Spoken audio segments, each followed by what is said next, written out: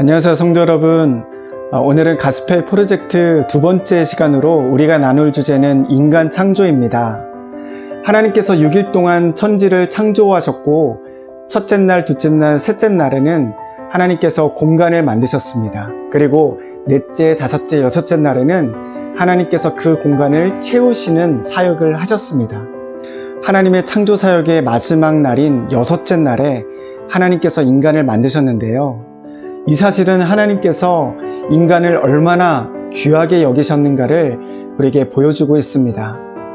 가정에 한 생명이 태어날 때 10달 동안 엄마는 뱃속에 그 태아를 품습니다. 그리고 그 기간 동안 부모는 그 태아를 맞이하기 위해서 여러 가지 준비를 합니다. 집에서 가장 아늑하고 따뜻하고 조용한 공간을 확보하고 아이에게 필요한 물건들을 준비합니다. 천지 창조도 마찬가지입니다. 하나님께서는 우리 인간을 창조하시기 전에 이 아름다운 만물들을 미리 준비하셨습니다.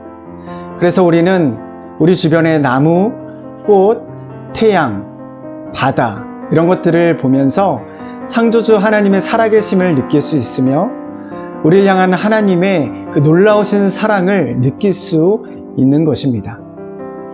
오늘 우리는 인간 창조에 관하여 두 가지를 나누고자 합니다.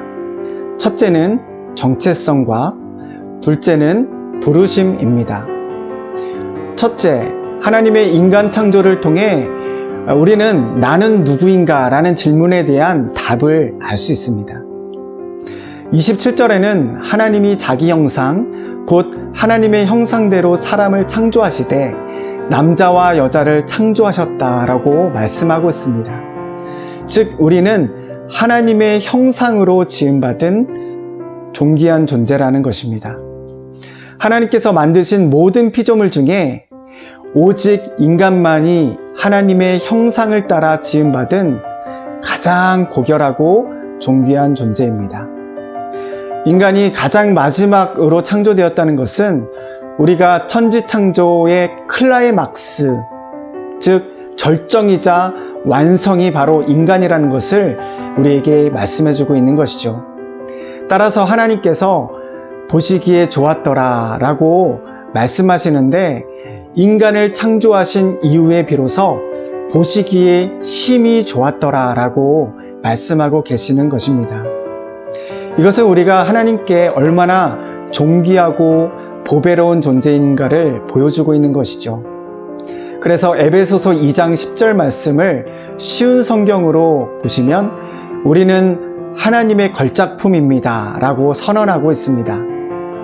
또한 성경은 우리가 하나님의 걸작품일 뿐만 아니라 하나님의 소유라고 말씀합니다. 하나님께서 만드셨으니 당연히 우리는 하나님의 소유겠죠.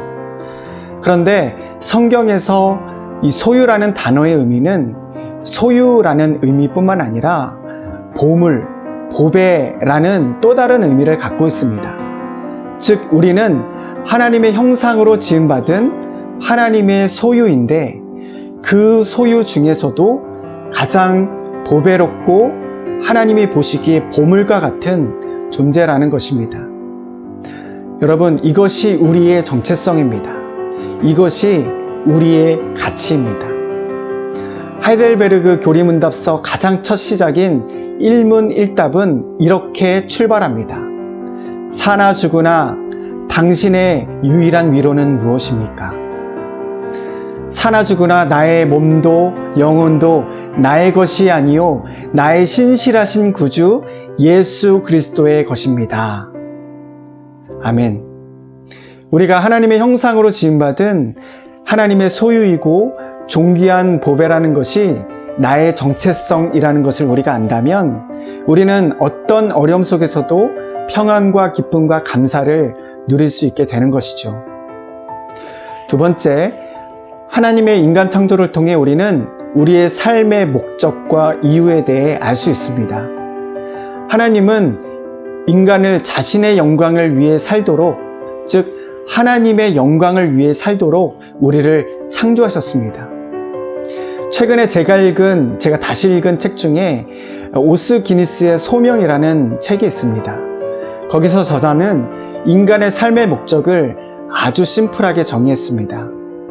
하나님에 의한, 하나님을 향한, 하나님을 위한. By Him, to Him, for Him. 여러분, 이것이 우리의 삶의 목적입니다. 우리의 삶의 이유입니다. 그러므로 앞서 하이델베르그 교리문답서와 마찬가지로 우리 장로교회 표준 교리서로 채택된 웨스트민스터 대소요리 문답 그 첫 시작인 1문 1답을 보시면 이렇게 출발하고 있습니다. 사람의 제일 되는 목적은 무엇입니까? 사람의 제일 되는 목적은 하나님을 영화롭게 하는 것과 영원토록 그를 즐거워하는 것입니다.